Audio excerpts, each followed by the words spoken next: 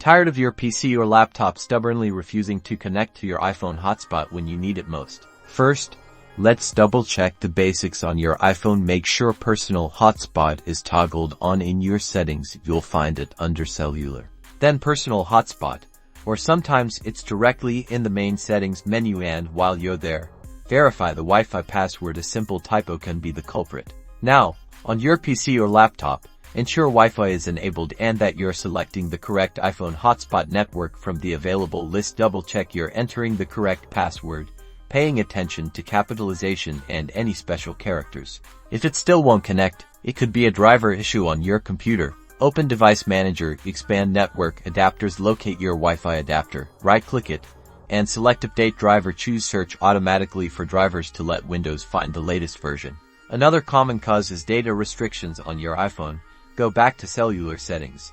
Then cellular data options, make sure low data mode is turned off. This setting can sometimes interfere with hotspot connectivity. Finally, try enabling the maximize compatibility setting on your iPhone's personal hotspot. This can sometimes resolve connection issues with older devices. Note that it might slightly reduce your hotspot speed.